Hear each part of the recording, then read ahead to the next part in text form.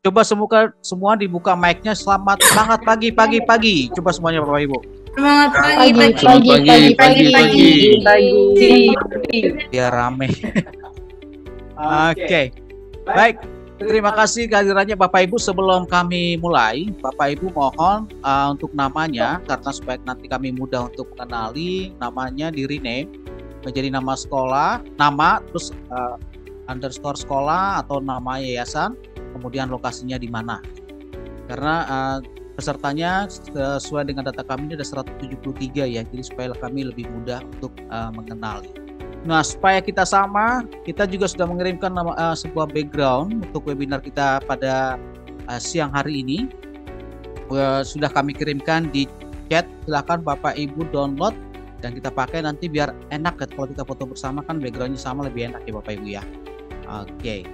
Baik, Bapak Ibu, sebelum kita mulai kegiatan kita pada siang hari ini, dan di tengah-tengah kita juga sudah hadir narasumber kita yang luar biasa pada kesempatan kali ini. Ini agak susah loh Bapak Ibu undang narasumber kita ini. Ini soalnya ini populer di BINUS ini, jadi agak susah jadwalnya ya. Jadi jangan sampai Bapak Ibu melewatkan nanti materi yang disampaikan, dan juga nanti kita ada sesi pertanyaan. Baik, sebelum kita mulai Bapak Ibu, kita terlebih dahulu untuk berdoa menurut agama dan kepercayaan masing-masing. Kita berdoa dimulai.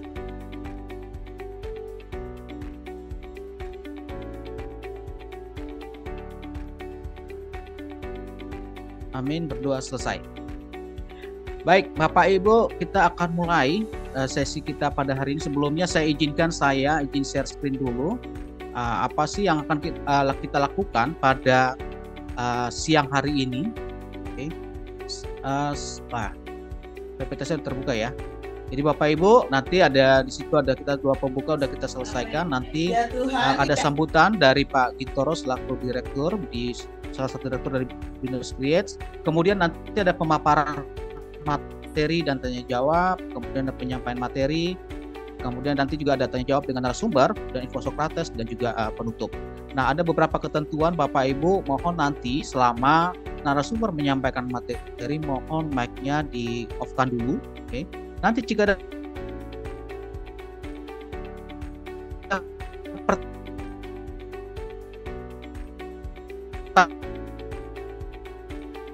pertanyaan, boleh nanti Bapak Ibu ketik di. Nah, selanjutnya hanya peserta yang full mengikuti ini akan mendapatkan e-sertifikat. Dan jadi Bapak Ibu tidak usah bertanya ada absen apa enggak. Nanti di akhir sesi Bapak Ibu ketika mengisi form evaluasi kami bahwa Bapak Ibu berarti sudah berhak mendapatkan e-sertifikat dan juga sebagai absen dari kami.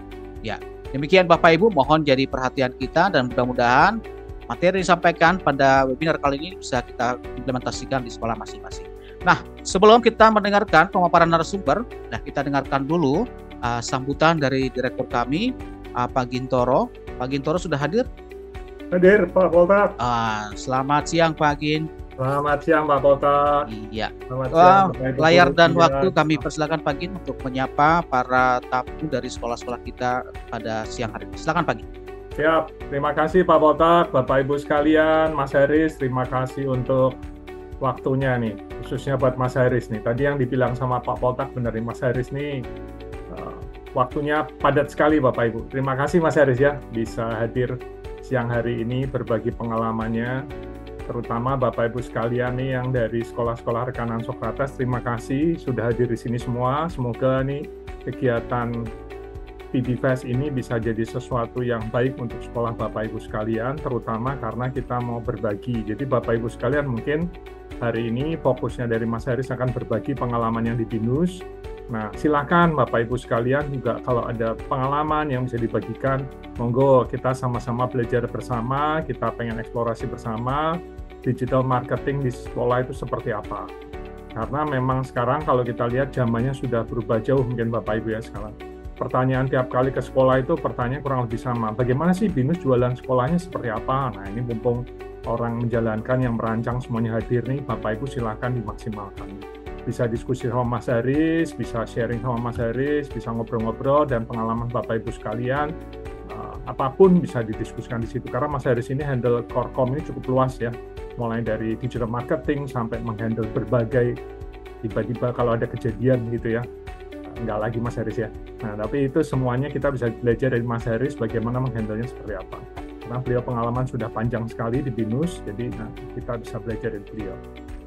Yang kedua yang penting Bapak Ibu sekalian adalah hakikatnya pada saat kita ngomong digital marketing ini adalah bagaimana kita melakukannya dengan baik dan tepat.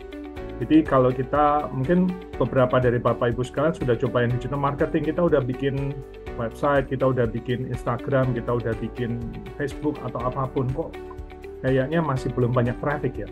Nah ini mungkin yang harus kita coba bisa diskusikan. Mungkin Bapak Ibu sudah bikin banyak, kontennya menarik nggak? Tapi kontennya menarik, tapi bagaimana kita ditujukan ke siapa? Karena kalau kita lihat digital marketing itu di dunia ini demikian besar ya. Seperti apa ada semua gitu. Nah, jadi kita kalau tidak pas, maka apa yang kita buat tidak berbunyi di tempat yang tepat. Nah, jadi waktu yang tepat, tempat yang tepat, tujuan yang tepat sangat diperlukan di sini. Nah, ini kita bisa belajar dari Mas Haris seperti apa. Nanti Bapak Ibu kalau sudah pernah coba, harus ada kesulitan sekalian, yuk kita diskusikan sama-sama bareng Mas Haris di sini. Ya, yang ketiga Bapak Ibu sekalian, yang paling penting juga sekarang bahwa kalau kita lihat semua arahnya sudah menuju ke menggunakan AI. Jadi basis AI ini kalau kita lihat ChatGPT pada saat kita mendesain sebuah strategi marketing dan sebagainya seperti itu, banyak yang kita bisa gunakan di sini. Mungkin kalau dulu Bapak Ibu harus bikin tuh minta tim desainernya dulu yang bikinin konten yang menarik. Nah ini sejak akhir Maret nih Bapak Ibu tinggal menggunakan ChatGPT Image Generator, Bapak Ibu mau bisa bikin gaya apapun, mau bisa bikin semacam advertising. Tadi pagi saya baru lihat Bapak Ibu di Facebook itu ada yang bikin advertising pakai komik Shinchan. Ya, komik Shinchan. Jadi dia bikin 6 strip komik itu menawarkan produknya dia. Nah, jadi orang kadang-kadang hal seperti itu menarik Bapak Ibu ya. Tapi challenge-nya adalah kalau kita buat sulit itu. Siapa yang buatin? Desainernya harus buatin, kita nggak punya desainer dan segala. Nah, dunianya sekarang sudah berubah Bapak Ibu. Kita ada AI, ada ChatGPT, kita bisa minta bantuan dia, Bapak Ibu bisa bikinin arahkan konten, kemudian minta dia buatin.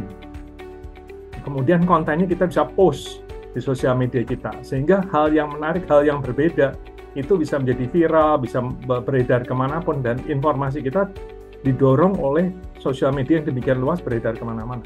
Nah ini Bapak Ibu yang mungkin kita bisa belajar bersama, kita bisa maksimalkan bersama, tapi juga dalam kerangka yang tentunya harus bertanggung jawab dan responsibel ya Bapak Ibu ya. Karena kalau enggak, hal yang kita bangun nanti bisa jadi blunder buat kita.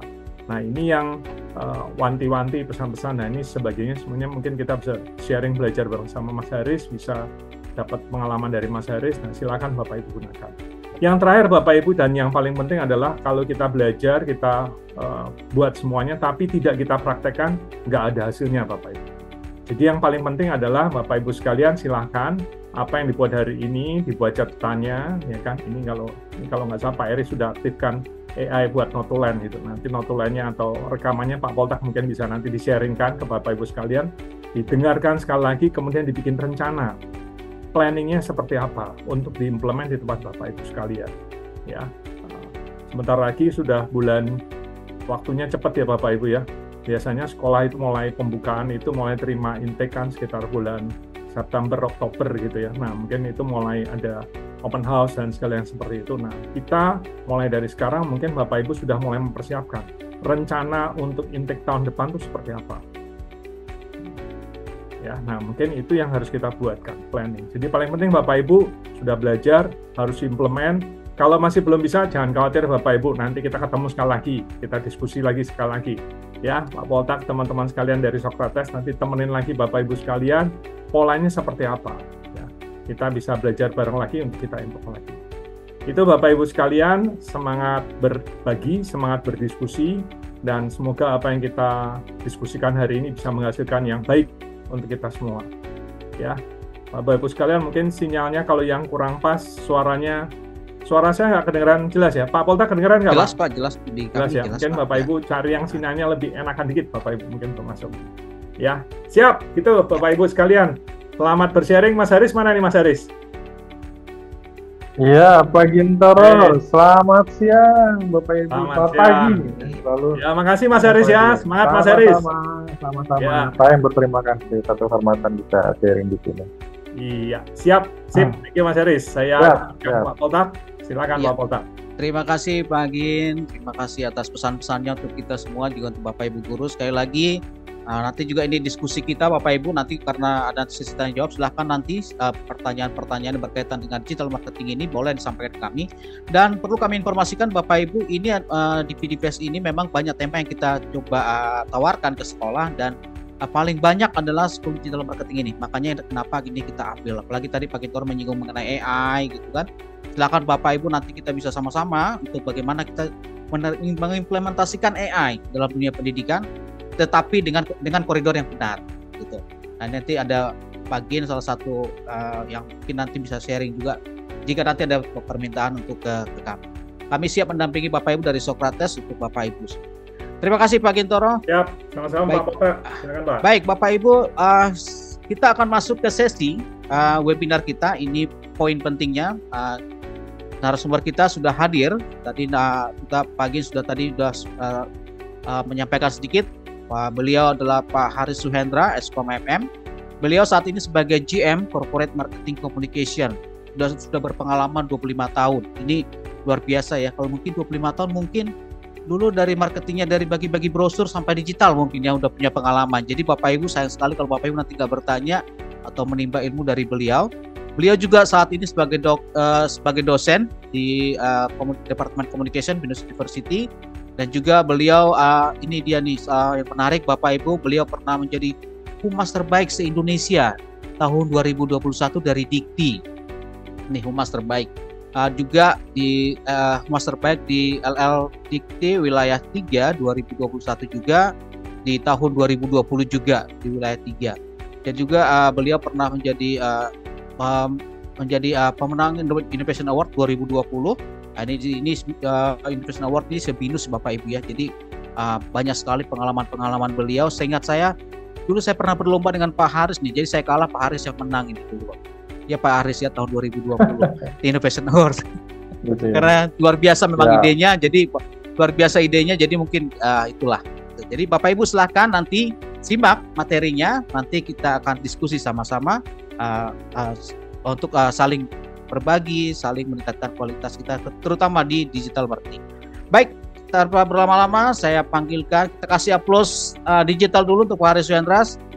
Silakan Pak Haris. Terima kasih. Pak Poltak, saya berapa menit ini? Kurang lebih 60 menit, Pak. 60 menit, nanti setelah itu kita sesi tanya jawab. Oh, 60 menit buat saya itu tanya jawab ya? Betul, Pak. Saya tanya dulu nih, karena bisa 60 menit, bisa 120 menit, bisa berjam-jam gitu ya, kalau udah saya ngomong gitu ya. Baik, makasih Pak Poltak, saya terima lemparannya. Saya izin share Bapak Ibu, tadi Pak Poltak sudah menyampaikan siapa saya gitu ya. Ya biar kelihatan pinter aja Bapak Ibu gitu ya, yang sharing ini, karena mudah-mudahan saya tidak ingin menggurui, saya yakin Bapak Ibu juga punya pengalaman yang mungkin bisa lebih dari saya. Jadi best practice saya akan banyak ceritanya gitu ya, tidak sifat teoritis ya. Diharapkan ini juga nanti bisa dapat diimplementasikan ke masing-masing Bapak Ibu. Pun kalau memang sudah pernah dan sudah melakukan, tinggal nanti kita sesi tanya jawab aja, atau mungkin kita diskusi ya. Saya lebih senang diskusi karena kita tahu nanti problemnya apa, kira-kira apakah saya pernah mengalami problem itu dan kira-kira solusinya seperti apa gitu ya. Baik, izin nanti kalau suaranya tidak bagus, mohon diinfokan saja, jadi kita fleksibel saja. Nah, ini gambar di awal slide saya sudah kelihatan ya, Pak Poltak? Sudah jelas ya? Pak, terlihat Pak. Jelas ya. Ya. Ini kenapa saya ganti gambar ini, karena ini lagi happening. Mungkin ada yang tahu Bapak Ibu ini apa? Ini film yang lagi happening di bioskop sekarang ini ya, film Jumbo gitu ya. Judulnya Jumbo. Ini lagi rame gitu ya, dan menjadi happening juga, dan menjadi film Indonesia yang juga terlaris gitu ya selama kurang lebih beberapa minggu ini, dibandingkan dengan film bahkan ke Asia Tenggara gitu. Jadi kenapa saya share di sini, karena ini yang ngebuat suradanya ada alumni BINUS ya, jurusan SOD. Jadi kita lagi dorong supaya ingin menunjukkan bahwa inilah kelas alumni kita gitu ya. Anyway, saya dikasih 60 menit. Saya sharing dulu. Sebenarnya reminder aja apa yang dikaitkan dengan digital marketing. Lalu nanti saya share juga use case-nya ya Bapak Ibu ya tentang school. Ya saya juga nanti akan sharing tentang apa yang saya lakukan gitu ya. Saya juga baru di dunia ini gitu ya, kurang lebih baru 25 tahun di industri pendidikan khususnya gitu ya, dan pengolahan branding digital untuk sekolah gitu yang Bapak Ibu kelola. Kami juga punya sekolah gitu ya. Saat ini ada 5 sekolah yang tersebar di seluruh Indonesia gitu ya. Terbaru saya lagi bolak-balik juga ke Surabaya, kita buka di Surabaya, dan itu juga perlu campaign. Nah kaitannya dengan digital campaign itu seperti apa gitu ya. Nanti saya akan sharing praktisi apa yang dilakukan oleh saya dan tim gitu ya untuk hal ini. Oke, ya kita kayak ini tadi sudah disampaikan, saya nggak akan bahas lagi. Ya kalau kita lihat Bapak Ibu, ini share sedikit aja gitu ya. Artinya pertumbuhan orang yang menggunakan media, baik di mobile, di laptop, penggunaan sosial media itu udah hampir di atas 90% ya, bahkan menembus ke 96% gitu ya. Tahunnya orang pakai mobile dan juga sosial media. Nah ini menandakan mau tidak mau harus suka atau tidak suka kita harus main di sana. Kalau ingin kita di tap in dengan audiensnya kita, dalamnya target audiens kita. Apalagi target audiens kita gitu atau customer kita Bapak Ibu anak-anak udah masuk Gen Z bahkan Gen Alpha ya. Jadi mereka dunianya di sana. Nah mungkin kalau dari sisi saya udah masuk ke dalam Gen X ya sebelumnya gitu. Jadi mungkin juga ada yang seumuran dengan saya yang mau tidak mau atau suka tidak suka kita harus benar-benar masuk di dalamnya. Kalau enggak kita akan tergilas dengan sekolah-sekolah yang memang sudah masuk ke dalamnya gitu ya. Nah kalau bicara tentang berapa sih waktu orang spend dengan sosial media gitu atau di digital sendiri, hampir rata-rata setiap harinya itu sepertiganya hidup ya, hampir 7-8 jam Bapak Ibu. Ya, tidur kita 8 jam, aktivitas 8 jam, sisanya gitu ya. Nah, salah satunya adalah sekarang ini apalagi Gen Z ya udah 8 jam udah otak-atik media. Artinya kalau eksistensinya kita tidak di sosial media atau informasi sekolah kita tidak ada dan tidak bisa ditemukan, itu sangat rugi sekali gitu ya. Jadi benar-benar kita harus terus gitu ya konsisten untuk bisa menjalankan hal ini gitu ya. Nah, kalau bicara segmentasi demografi dari data terakhir ini tahun 2024, kita melihat memang masih di dalam range antara umur Gen Z yang it means itu sekolah target audiensnya kita gitu ya. Lalu beberapa kaitannya dengan umur di kalangan remaja dan dewasa serta orang tua. Nah, ini menjadi penting. Pertumbuhan orang tua juga setiap tahun Bapak Ibu ya yang punya umur anak SD, SMP, SMA ternyata tumbuh. Artinya orang tua sudah bermain juga di sana. Ya semakin lama orang tua ini semakin kekinian. Nah diharapkan menjadi sesuatu yang mungkin tidak bisa kita hindari lagi. Jadi orang tua pun main gitu ya, main sosial media. Nah ini kita harapkan. Bahkan orang tua sekarang mencari informasi di sosial media, bukan di TV atau bukan di koran atau bukan di media-media di luar dari sosial media gitu. Jadi sayang sekali nanti kalau kita tidak eksistensi atau tidak eksis di dalam sosial media sendiri. Kalau bicara tentang media apa aja sih sekarang yang lagi happening? Nah, kalau dalam spend orang yang menggunakan aplikasi sosial media gitu, apps ya, pertama memang TikTok, ini luar biasa ya. Lalu YouTube, WhatsApp gitu, ini kita di dalam data ini disebut sebagai aplikasi yang lagi happening untuk nge-share. Jadi kalau apa-apa sekarang kan orang nge-share ya, shareable ya. Jadi ini menjadi satu hal yang kita mau tidak mau harus lakukan juga. Instagram, Facebook, Twitter, Telegram dan sebagainya. Jadi saya melihatnya atau terutama di kami melihatnya adalah di 6 besar ini ya, TikTok, YouTuber, WhatsApp, Instagram, Facebook, X gitu ya. Telegram kita nggak terlalu main, paling ke LinkedIn. Gitu ya, ke LinkedIn ya. Jadi yang untuk kita bagaimana untuk bangun brandingnya sekolah adalah media-media populer yang kita gunakan gitu ya. Kenapa kita hanya menggunakan itu? Karena pertama ya sekarang yang paling dan rungi apa gitu ya, siapa yang megangnya apa dan berapa lama, lalu apa aja gitu ya. Ya kita hanya fokus di sana, karena kalau main semua, pertama resource-nya juga nggak ada gitu ya, dan juga pasti akan membutuhkan budget yang luar biasa juga, karena main digital juga perlu budget. Sekarang apa-apa mainnya di Google ya Bapak Ibu. Orang nyari sekarang di Google, apa-apa bertanya di Google gitu ya. Jadi mau tidak mau, pertanyaannya sekarang, coba Bapak Ibu sambil dengerin saya, buka Google aja, coba ketik sekolah di daerah tempat Bapak Ibu, bisa sekolah internasional atau sekolah nasional atau sekolah Islam di daerah tertentu, muncul nggak nama sekolah itu? Kalau muncul, berarti eksistensinya sudah ada. Tinggal bagaimana kita mengoptimalisasi itu. Kalau belum muncul, wah itu akan rugi gitu ya. Jadi mau tidak mau, bagaimana kita harus eksis di dalam Google itu sendiri gitu ya. Suka atau tidak suka itu harus ada. Nah, caranya gimana nanti kita share. Ibarat hubungan ya Bapak Ibu ya. Kalau udah bermain dengan dunia digital itu, it's complicated ya. Ini luar biasa. Jadi nggak bisa nyambi sebenarnya Bapak Ibu. Jadi secara kebijakan nanti kena ke organisasi nih Bapak Ibu, kena ke tim, siapa yang akan menghandle. Kalau sifatnya nyambi, misalnya sambil mengajar, megang sosmed juga atau megang digital itu, saya pastikan itu berat. Karena main di digital itu, pertama tadi yang Pak Gintoro sampaikan, sangat rigid dan sangat fokus gitu ya. Dan juga perlu analisa-analisa yang mendalam gitu, karena kalau itu dilakukan ukurnya gampang keberhasilan.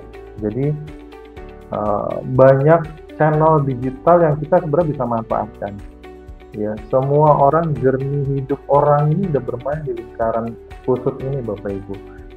Jadi bagaimana caranya kita menemukan customer-nya kita, nah itu yang perlu kita sharingkan di sini gitu ya. Oke, sekarang Ibu pikirkan sedikit atau Bapak Ibu ya, sekarang 1 detik terasa sangat lama atau tidak? Bagaimana cara menghitung 1 detik? Kalau saya diajarkan sama guru saya waktu SD, SMP. Bagaimana harus menghitung 1 detik? Biasanya berpikir 1, 2. Wah itu intervalnya nggak pas. Akhirnya saya diajarkan kalau menghitung 1 detik itu menggunakan kata 1000 katanya. Mungkin Bapak Ibu udah paham ya. 1001, nah itu interval 1 detik. 1002, 1003, 1004. Pertanyaannya kalau Bapak Ibu main TikTok, kecepatan jempol Bapak Ibu 1 detik atau enggak? Kalau kita lihat di sini ya, mungkin Bapak Ibu buka ya handphone Bapak Ibu sekarang, lalu buka TikTok, jempolnya Bapak Ibu kalau mengikuti detik. Jadi gerakannya seperti ini, 1001, 1002, 1003. Nah jadi pergerakannya tidak cepat ya, lebih ke 1001 lambat gitu ya kalau kita. Tapi kalau Ibu rasakan, Ibu scrolling TikTok, sosial media, kira-kira kecepatannya seperti itu atau enggak, atau Bapak? Kecepatannya adalah tak gitu kan. Scrolling jempolnya cepat gitu ya. Kira-kira berapa detik? Nah, dari hasil riset, saya baca di beberapa artikel dan judul lainnya, itu rata-rata 0,03 detik Bapak Ibu. Jempol kita tuh kecepatannya 0,03 detik untuk men-scroll konten-konten yang kita ingin tahu. Cepet, 0, detik gitu ya Bapak Ibu. Saya nggak bisa nih malah ngitungnya gitu ya. Tapi kalau dilihat dari kecepatan itu pasti jempol kita sangat cepat sekali gitu ya. Nah artinya apa? Tantangan sekarang adalah bagaimana kontennya kita, konten sekolah kita itu bisa dilihat dengan kecepatan 0,03 detik. Nah itu challenge-nya sekarang. Kalau tidak bisa dilihat dengan 0,03 detik, ya otomatis kita nggak bisa terbaca konten kita. Nah ini menjadi tantangan buat kita, bagaimana seharusnya kita membuat konten gitu ya. Dalam 0,03 detik itu kecepatan jempol orang untuk melihat. Kalau tidak tertarik di 0,03 detik, dia akan tinggal. Kalau kita bisa menahan mereka di 0,03 detik untuk stop jempolnya di sana, nah itu akan terbaca konten kita. Nah ini menjadi tantangan tersendiri ya Bapak Ibu. Kalau nggak komit katanya jangan diterusin. Nah, sekali lagi kalau sudah ingin bermain dengan digital, nggak bisa lagi lepas, nggak bisa lagi nyambi Bapak Ibu. Ini frankly speaking bahwa digital itu benar-benar harus komit karena kontennya harus terus ada, harus eksis. Orang akan mencari terus, jempolnya akan mencari terus gitu. Nah, jadi sehingga pelanggan nggak pernah menunggu informasi tentang keunggulan produk kita dari kita, tapi mereka sekarang dengan mudah mencari informasi via digital dan sosial media. Gitu. Artinya, kalau kita nggak konsisten dengan konten sekolah kita untuk menyampaikan apa yang menjadi kelebihan sekolah kita pasti akan tertinggal. Gitu ya. Jadi kalau nggak komit, jangan diterusin Bapak Ibu. Jadi, tapi di era sekarang harus. Gitu. Nah itu kan menjadi dilema juga ya. Nah kita masuk ke dalam digital marketing itu sendiri. Ya kita harapkan bahwa digital marketing ini adalah salah satu cara bagaimana kita bisa mengakses perspektif customer-nya kita ya Bapak Ibu. Ya dengan pendekatan mereka yang behavior-nya sudah hampir 8 jam di sosial media, tentunya ini menjadi satu dorongan bagaimana kita bermain di sana supaya pola pendekatan digital marketingnya itu bisa terarah gitu ya. Nah apa sih menjadi kelebihannya Bapak Ibu? Ya pertama kita bisa nge-reach the audience kita lebih luas lagi ya. Yang kedua nih yang paling penting, cost effectiveness. Kalau saya pameran di mall, berapa yang harus saya bayar? Rata-rata saya harus bayar 50 sampai 60 juta. Mungkin bisa 3 hari atau 4 hari. Kalau dengan digital mungkin saya bisa ngeluarin 10 juta aja baik-baik. Saya bisa dapat data. Ujungnya apa? Saya mencari data potensi student yang ingin saya taruhkan untuk mereka masuk ke sekolah. Nah itu berarti cost-nya bisa efektif dengan digital. Viral content jelas. Iya. Misalnya kita ada achievement anak mahasiswa kita. Wah, sekolah itu bagus ya, studentnya menang di kompetisi dunia. Akhirnya apa? Membangun kebanggaan dan membangun reputasi. Dengan digital itu sangat tepat sekali. Ya, saya pikir Bapak Ibu sudah mengerti. Lebih personalizing. Ya, jadi kita hanya menembak orang-orang yang suka dengan atau yang dia ingin cari. Jadi digital itu menariknya adalah dia bisa mengkategorize segmentasi orang-orang yang hanya suka dengan apa yang mereka cari. Dan ini buat customer sangat happy. Karena customer sekarang ini behavior-nya adalah dia nggak butuh informasi yang lainnya, dia butuh hanya informasi yang sesuai dengan kebutuhannya dia. Jadi itu yang menjadi challenging buat kita. Jadi istilahnya kalau kita mainnya gitu ya, bukan Rambo ya, Bapak Ibu paham ya, film Rambo itu yang nembaknya jedor kemana aja gitu ya, peluru habis, kena juga enggak gitu kan. Tapi kita inginnya bawa sniper, jadi sekali tembak kena ke sasaran selesai. Nah digital marketing bisa melakukan hal itu ya, dan terukur gitu ya, dan terukur. Jadi dengan 10 juta kita bisa tahu nih berapa return yang harus saya dapatkan, berapa jumlah data yang harus saya dapatkan. Ini sharing aja ya. Kalau saya di segmennya reguler gitu ya Bapak Ibu, itu saya butuh satu data itu 50.000 kurang lebih hitungannya. Jadi kalau saya punya duit 10 juta, kurang lebih kita bisa dapat data berapa. Tapi kalau segmen saya yang high end atau A class, A plus gitu ya, yang memang dia punya duit lebih, karena sekolah kita ada yang sekolahnya yang high end, ada yang reguler gitu ya. Nah high end itu bisa sampai 500.000 per data. Artinya kalau punya 10 juta, ya saya hanya punya dapat 20 data. Tapi itu sangat potensi orang-orang yang punya duit dalam tanda kutip gitu ya. Tapi kayak yang reguler karena harganya masif, itu bisa 50.000 data. Nah saya bisa mengukur sampai 3 itu Bapak Ibu. Supaya apa? Supaya cost efisiensi itu bisa terjadi. Oke, nah ini banyak hal yang benefit yang kita akan lakukan. Intinya adalah sebenarnya kita ini bermain dalam 3, yaitu bagaimana memanfaatkan channel yang ada, lalu konten is king ya. Konten adalah orang bilang adalah sumber ya, energinya gitu ya, dari digital itu sendiri, dan juga tools. Kita butuh tools Bapak Ibu, nggak bisa lagi kita manual. Ya, nanti ada beberapa tools saya sharingkan kira-kira bisnis menggunakan tools seperti apa.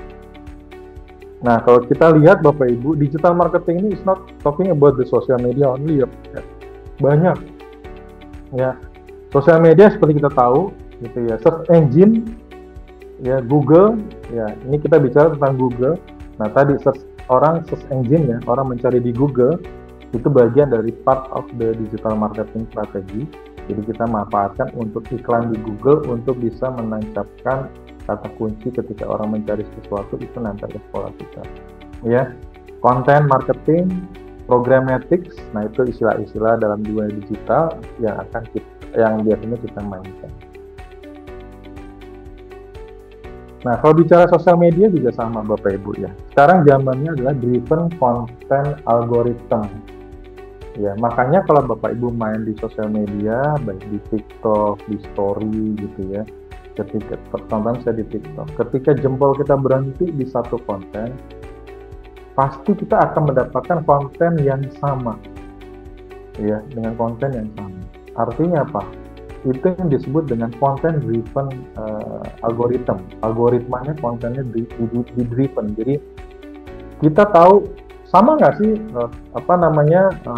page kita dengan teman kita, pasti nggak sama karena dia punya interest yang berbeda. Kalau misalnya ini lagi rame ya, sama rame kan belum tentu tanya sebelah itu rame gitu. Jadi terkadang ini dimanfaatkan juga oleh orang-orang yang ingin menyampaikan berita hoax gitu kan. Kita nih ketembak, ternyata beritanya hoax. Terus dicek ke temennya, ini lagi viral, dicek ke temennya, enggak, saya nggak dapat apa-apa. Berarti itu hanya ada di viralnya kita aja gitu. Nah, ini menjadi menarik. Tapi kalau di positive anyway dengan konten-konten yang ada, itu akan menjadi menarik. Konten-konten yang sama kita akan di-trigger supaya kita bisa mendapatkan hal-hal yang memang dibutuhkan oleh customer kita. Bagaimana dengan konten sekolah kita seperti apa? Ya, jadi ini perlu dipahami ya Bapak Ibu. Bagaimana kita juga ketika memikirkan sebuah konten informasi yang ingin disampaikan terhadap sekolah kita, nah tentunya kita harus juga memahami apa tren yang akan terjadi dan terjadi saat ini. Nah, ya kembali lagi Bapak Ibu ya, mereka audiens kita ini lebih sifatnya personalized ya, dan hanya mainnya di media-media tertentu aja. Ya, saya tanya waktu 2007 Facebook zamannya saya gitu ya, masih in gitu. Jadi semua anak muda main Facebook. Orang tuanya boro-boro nggak main karena dia nggak tahu. Nah, habis itu ternyata orang tua banyak main di Facebook. Anak mudanya lari main ke Instagram. Instagram, orang tuanya pengen bikin juga. Anaknya nggak mau dong. Ya. Nanti ibu atau bapak suka iseng segala macam, komentar nggak penting gitu. Justru anaknya biasanya komentar begitu. Akhirnya main ke TikTok. Sekarang orang tua juga main di TikTok. Nah, ini artinya kita mesti tap in dengan situasi dan kondisi yang ada sekarang ini, bahwa customer itu mau main seperti apa. Pertanyaan gini, apakah saya harus pakai sosial media semua? Enggak juga. Kalau saya target audiensnya atau Gen Z, sekarang trennya misalnya TikTok, saya akan push bermain di TikTok karena disitulah marketnya saya gitu. Jadi prioritas yang menjadi strategi kita, apakah semua? Enggak, belum tentu.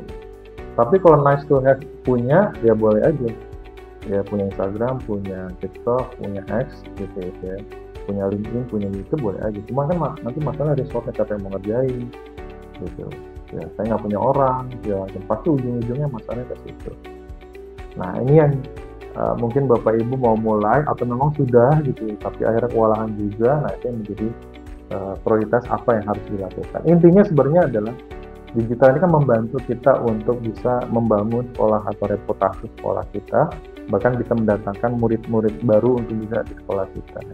Medianya apa yang paling cocok untuk ke target audiens kita? Ya sudah, kita mainkan di situ ya. Nah, Bapak Ibu, apa sih yang mereka inginkan? Rata-rata di tadi spend 8 jam itu kebanyakan orang melihat dari kesehatan, olahraga. Pendidikan ada nggak mereka tentang pendidikan? Oh, pendidikan ada nih. Ya, dari 1, 2, 3, 4, 5, 6, 7. Ternyata pendidikan menjadi 7 kategori konten yang diminati oleh audiensnya kita.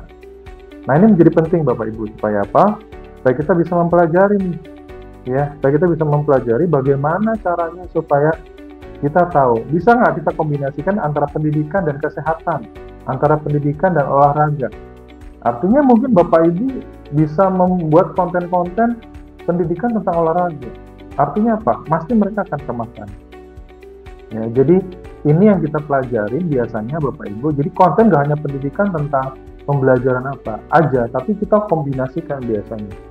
Supaya apa? Supaya mereka bisa menyerap kontennya kita. Gitu. Apa hubungannya binus teknologi dengan kuliner, Bapak Ibu? Nah, di situ saya menyampaikan bagaimana kulineri orang memasak itu dikaitkan dengan teknologi, sharing. Lu jago bikin roti gitu kan, tapi lu bingung kan mau ngapain, roti ini bisa menjual bagaimana? Nah, di sharing bikin konten gitu ya. Jadi memadukan antara mata pelajaran tertentu dengan kombinasi gitu ya, supaya mendapat sesuatu yang akhirnya dibutuhkan oleh masyarakat. Nah, itu yang menjadi penting. Nah, apa saja nih Bapak Ibu konten-konten yang sangat diserap oleh kita ya. Kebanyakan memang sekarang ini orang senang short video ya, makanya TikTok itu lagi nge-trend dan orang banyak suka dengan ini karena bentuknya short video gitu, karena lebih atraktif dan lebih menarik. Kedua, gambar ya, mungkin gambar ya memang lebih menarik. Makanya kalau Bapak Ibu nih ya mau bikin Bapak Ibu supaya misalnya TikToknya sekolah itu trending, yang pertama sih dilakukan harus ngikutin tren lagi sekarang apa misalnya ya, velocity misalnya gitu kan, bikin aja ibu anak-anak suruh bikin filosofi sekolah, dan itu akhirnya didorong oleh TikTok untuk akhirnya jadi viral gitu ya misalnya. Lalu apa gambar yang lagi tren sekarang ini gitu ya, live video, orang sekarang suka banyak live kan, Shopee live apa segala macam. Mungkin ibu mengajar bisa di live kan gitu, atau bikin materi 15 menit tentang sekolah ibu mau sharing tentang bagaimana menghitung cepat matematik misalnya gitu kan, live bersama sekolah ibu gitu misalnya, bikin kan bikin live. Nah, itu menjadi sesuatu yang sekarang ini harus ada. Jadi banyak caranya, tapi memang ini adalah bentuk-bentuk konten yang biasanya dipakai atau digunakan oleh ya semua industri ya. Dalam hal ini pendidikan justru ya. Banyak sekolah training online kursus gitu ya, kursus online dan sebagainya, itu juga menggunakan hal seperti ini karena buat mereka adalah menjadi sesuatu yang menarik. Nah, ini yang menarik juga user generated content. Maksudnya apa? Nah, biasanya ini saya memanfaatkan anak-anak SMA, anak siswanya Bu. Lalu kalau di perguruan tinggi, mahasiswanya saya kolaborasi dengan mereka. Jadi mereka yang bikin konten. Kita ajak kolaborasi, lalu kita bikin bentuk tim gitu ya, supaya nanti bisa kita kontrol. Lalu kita kurasi, habis itu baru nanti akan tayang. Nah, hal-hal seperti itu biasanya saya manfaatkan supaya apa? Supaya saya dapat resources tambahan dari mereka. Karena sebenarnya dunianya mereka kan. Saya nggak kebayang lagi misalnya bicara tentang bikin TikTok, bagaimana menyampaikan fasilitas dengan gaya velocity kayak gitu. Velocity gimana gitu. Nah, kan kita nggak kebayang gitu ya. Tapi anak-anak kebayang misalnya menjelaskan tentang fasilitas yang baru di sekolah seperti apa. Nah, itu menjadi sesuatu yang menarik gitu ya. Ya, bentuknya bisa audio dan sebagainya. Nah, ini yang kita harapkan menjadi satu reminder ya. Saya juga mereminder diri saya untuk bisa ini data yang kita bisa jadikan pertimbangan. Nah, biasanya saya membagi 4 kategori nih Bapak Ibu dalam konten. Jadi biasanya saya untuk ada sifatnya konten entertainment, konten mempengaruhi, persuade gitu ya, konten untuk mengkonversi dan mengeducate. Nah, jadi 4 pendekatan konten yang saya bagi. Jadi ini nanti akan masuk ke dalam penjadwalan bagaimana membuat konten-konten untuk digital marketing gitu ya. Ya, saya pikir atau saya yakin Bapak Ibu sudah melakukan itu ya. Nah, ini sama saya memappingkan ada konten yang sifatnya edukasi, ada konten yang sifatnya hiburan, karena kan sosial media itu kan namanya sosial media, berarti bersosialisasi. Ya, tidak dalam tanda kutip sifatnya jualan. Nanti ada konten yang untuk jualan sekolah kita gitu.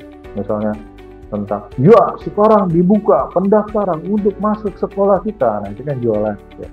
Tapi sebenarnya mereka nggak mau langsung frankly speaking itu jualan, karena mereka akan menolak. Tapi kita kemas ke dalam konten-konten yang bisa, pertama kita giring dulu mereka, misalnya bikin tips and trick gitu ya, bagaimana belajar matematik yang cepat dan mudah gitu ya. Baru ujung-ujungnya nanti di sekolah kita bisa membantu mempelajari itu gitu ya. Nah itu yang akhirnya konten jualan kita masuk.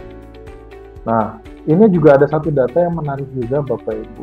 Sekarang konten seperti apa sih yang membuat akhirnya jadi viral? Ya kalau kita tahu biasanya yang sifatnya flexing ya Bapak Ibu ya. Itu audiens senang banget yang flexing. Cuman kan kalau untuk konteks sekolah nggak mungkin. Nah tapi setidaknya kita memahami aja bahwa ini adalah gambaran tentang sebenarnya market ini butuh konten yang seperti apa sih? Kenapa viral sih? Apa sih jenis konten yang viral sendiri? Ya kalau 25% ini bicara tentang flexing lah gitu ya. Ada 17% tentang kelucuan-kelucuan gitu ya kan. Ada juga tentang hal-hal kaitannya dengan permainan, lalu empati, surprising, kesedihan, dan lain sebagainya. Jadi ini yang sebagian besar yang audiens suka gitu.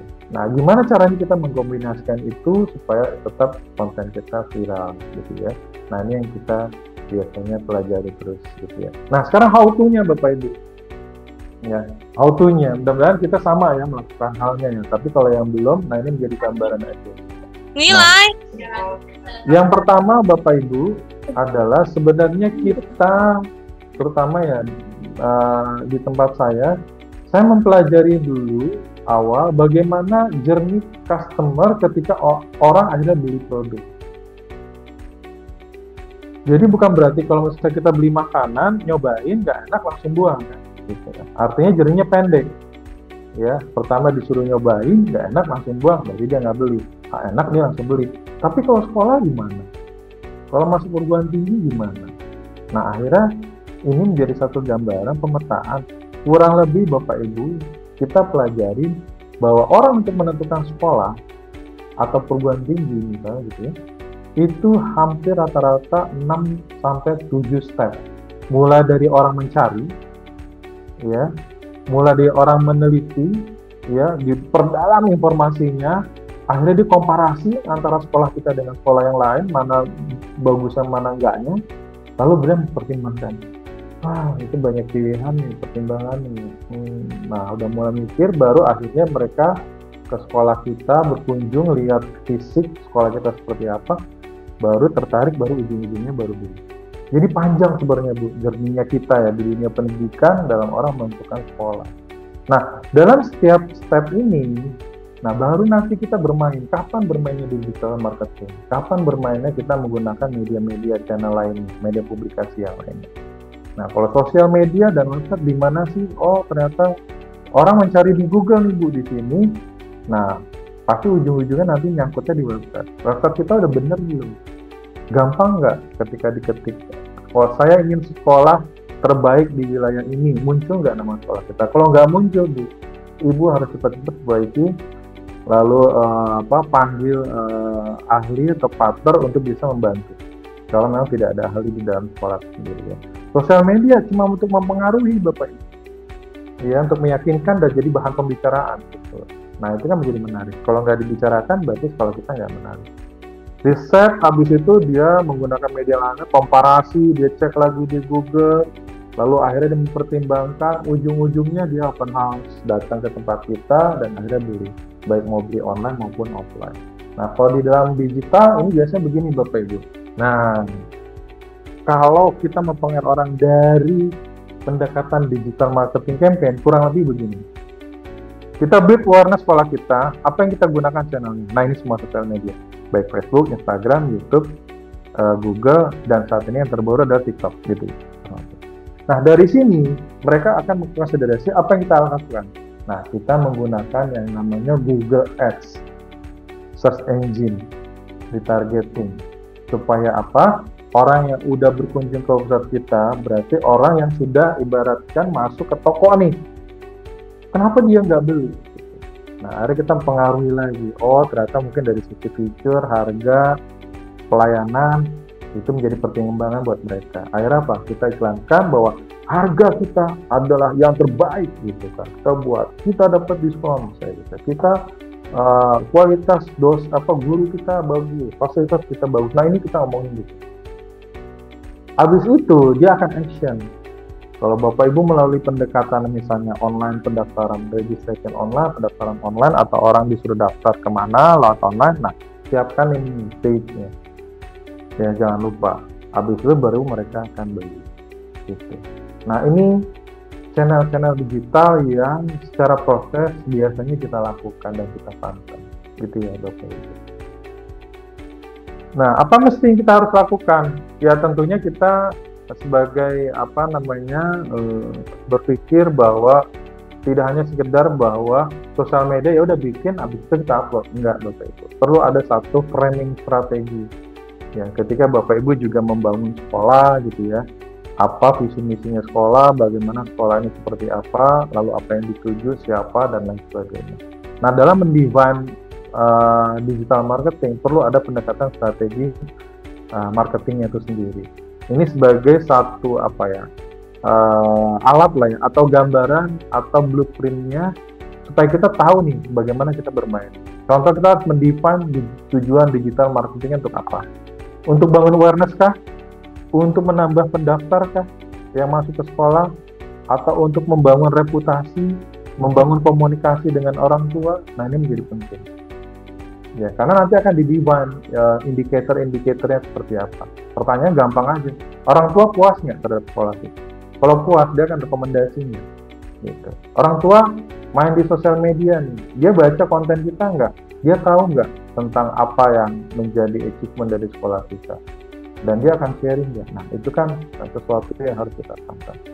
Yang kedua, kita lihat bagaimana kita melist digital marketing inisiatifnya kita. Paling gampang adalah coba cek websitenya Bapak Ibu, udah bener atau belum? Bukan udah bener atau belum, menarik nggak? Gitu.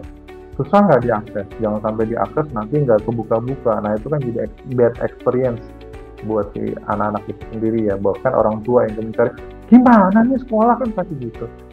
Sekolahnya katanya bagus, websitenya aja nggak bisa dibuka kan gitu. Atau nggak gini, ini sekolah bener nggak sih? Websitenya aja nggak keurus gitu.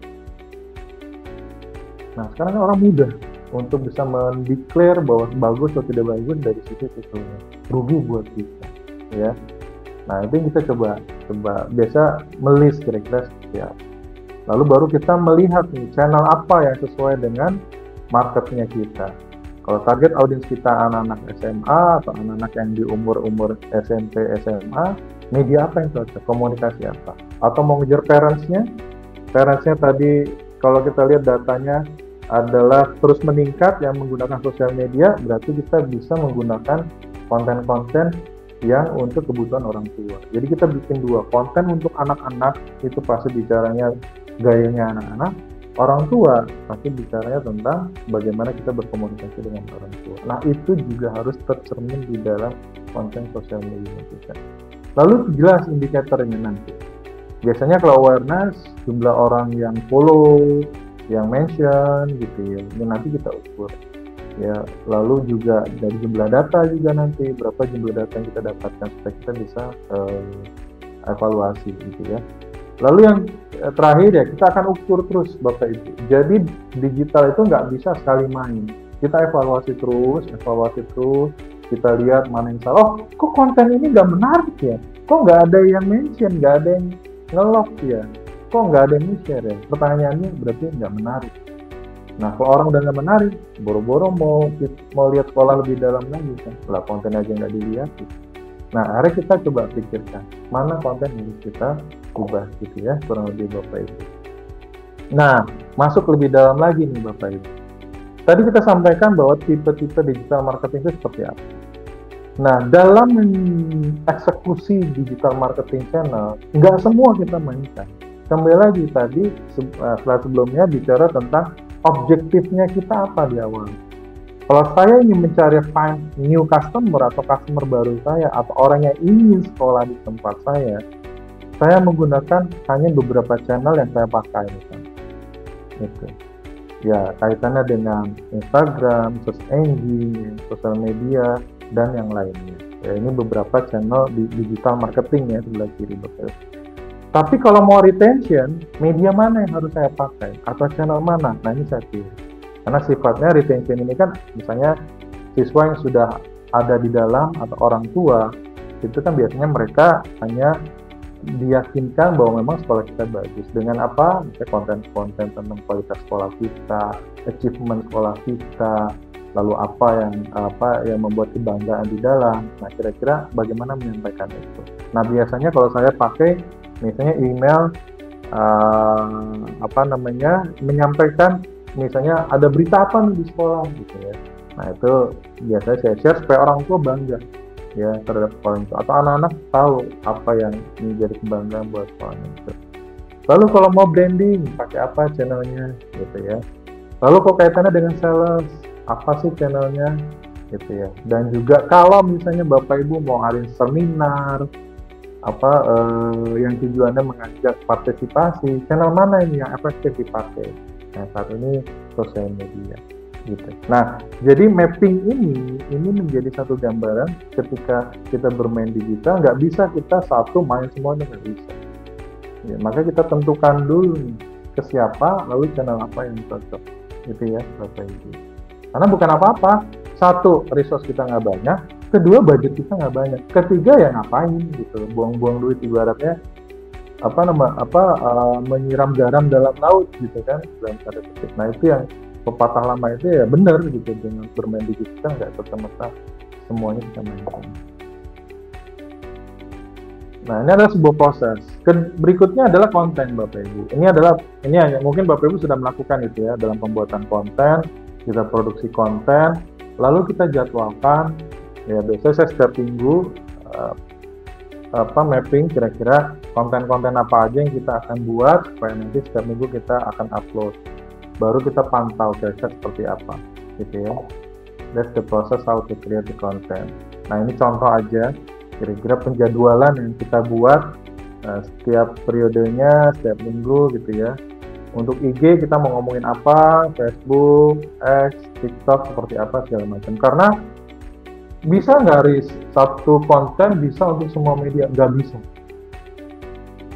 Karena setiap sosial media itu punya karakteristiknya masing-masing. Contohnya TikTok, bisa nggak dipasang di IG? Nggak bisa. Bukan nggak bisa, engagementnya nggak ada, gitu. Karena berbeda pendekatannya. Gitu. Jadi memang culture karakter dari Instagram itu seperti apa ya kita mainkan seperti itu. Jadi jadi repot ya? Ya iya, memang. Gitu. Mau tidak mau, makanya tadi kalau nggak komit jangan diterusin. Tapi kalau nggak main, rugi kita. Gitu ya. Jadi satu. Bisa nggak materi TikTok ditaruh di X atau sekarang X ya? Ya nggak bisa. Orang X cuma beberapa konten doang, tulisan teks doang kan. Kadang konten sifatnya video, nggak bisa. Gitu. Jadi, akhirnya buat lagi untuk versi X gitu. Jadi akhirnya kita mappingkan. Nah, ini semua pakai digital. Ya, ini beberapa contoh aja Bapak Ibu.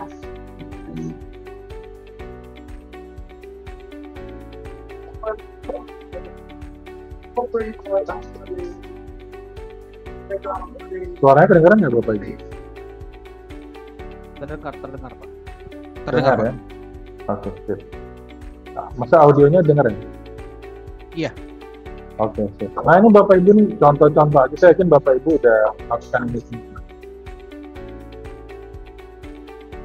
Jadi kita menyampaikan informasi tidak juga kaku gitu ya. Jadi ini yang kita juga. Nah, ini kita bisa juga bercerita. Sebenarnya 32% sampah yang dihasilkan Indonesia belum mendapatkan. Ini sifatnya storytelling Bapak Ibu. Jadi kita ingin menyampaikan kita cukup banget apa yang kita sampaikan dengan kekuatan kita di Indonesia. Bahkan bisnis seperti yang cita-citakan itu tidak butuh berjuang. Setiap tantangan yang kami temui dalam bisnis ini, kami jadikan pelajaran untuk kami share bersama dengan kawan-kawan kami di kampus. Proses pengembangan bisnis seperti yang kami punya pun dapat terus dikembangkan. dengan lingkungan yang mengatur kami dengan beragam kesempatan dan juga coach yang terus mendukung kami, yang kami mampu menjadikan sebuah bisnis yang kami cita-citakan. Sekarang kami sudah memulai suatu bisnis yang dapat mengolah sampah plastik menjadi produk yang dapat bermanfaat untuk kehidupan manusia. Kami bangga menjadi bagian dari proyek penyakit bisnis inisiatif yang memilih kami karena kami mampu menjadi pebisnis yang sesungguhnya. Tidak hanya kita dalam bisnis, tapi juga menjadi manusia sesungguhnya. Iya, ini adalah bentuk sebuah storytelling, Bapak. Sekarang ini konten yang paling powerful adalah pendekatannya storytelling, bercerita, bukan testimoni. Kalau testimoni pasti orang ngomongnya bagus-bagus aja tentang sekolahnya gitu ya, atau tentang produknya. Tapi ketika bercerita, orang akan masuk ke dalamnya dan akan mengikuti apa yang diceritakan. Contoh tadi misalnya, saya ingin jualan tentang kita punya jurusan entrepreneur. Tapi kalau saya bilang bahwa jurusan entrepreneur bisnis bagus, gitu, fasilitas lengkap, segala macam, mungkin dia akan komparasi. Bener nggak nih bagus? Wah ternyata di sekolah lain lebih bagus. Nah itu akhirnya tidak menjadi sesuatu yang nilai jual.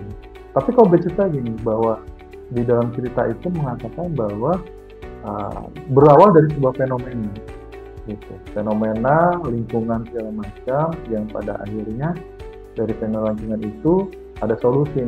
Dari solusi bisa membuat satu bisnis, akhirnya itu masuk ke bisnis jurusan entrepreneur.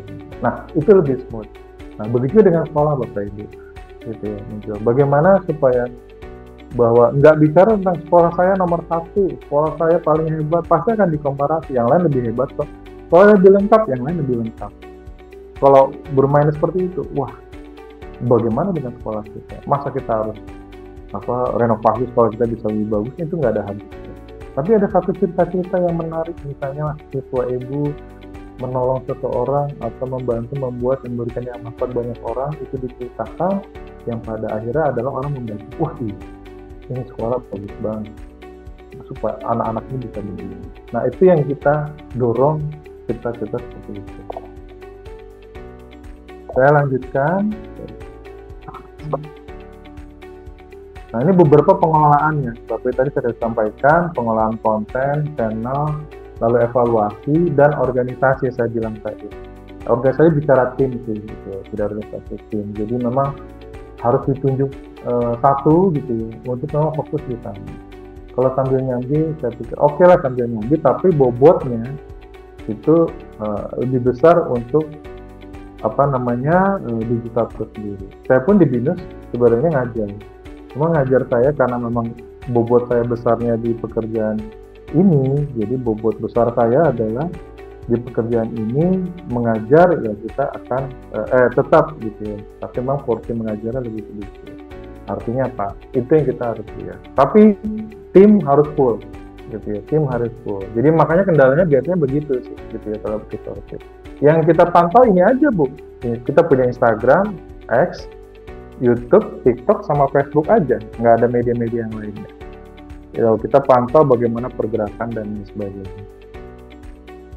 Nah ini Bapak Ibu tools yang ketiga. Tadi ada channel, konten, dan tools ya. Jadi tadi bicara tentang channel apa aja, konten seperti apa pendekatannya. Yang ketiga adalah tools. Nggak bisa manual Bu, Bapak Ibu. Kebayang kalau Bapak Ibu misalnya upload setiap hari, kerjaannya yang memang bahkan kita lihat ada jam-jam tertentu yang akhirnya kita ngerjain itu. Tapi itu kalau cuma satu, kalau banyak gimana? Gitu ya. Nah ini beberapa pendekatan tools yang mungkin nanti Bapak Ibu bisa pelajari. Oh ya ini udah nih, oh ini itu udah, oh ya ini belum nih, silakan aja. Tapi yang paling kiri memang terutama untuk bagaimana kita implementasi sosial media dan juga sosial media manajemennya, toolsnya Bapak Ibu. Jadi kita bikin konten, udah jadi kita cemplungkan ke dalam toolsnya itu, habis itu mereka akan otomatis upload gitu ya. Ya mungkin Bapak Ibu. Nah kita pakai Sprout Social gitu ya, yang kita pakai saat ini gitu ya. Ada beberapa yang lainnya tapi kita lebih powerful untuk Sprout Social. Lalu untuk yang pemantauan website, saya pakai Google Analytics supaya saya bisa tahu bagaimana jumlah orang traffic, dia suka apa dan lain sebagainya. Dan beberapa tools yang lainnya juga saya pakai. Yang di sebelah kanan juga implementasi plan-nya. Untuk buat desain-desain saya pakai desain tools AI kayak CapCut, Canva gitu ya. Lalu saat ini juga ChatGPT kita pakai untuk pembuatan atau mencari informasi kaitan dengan konten gitu ya. Nah ini yang kita pantau gitu ya kurang lebih. Nah ini beberapa teknologi atau tools, aset, aplikasi yang bisa membantu.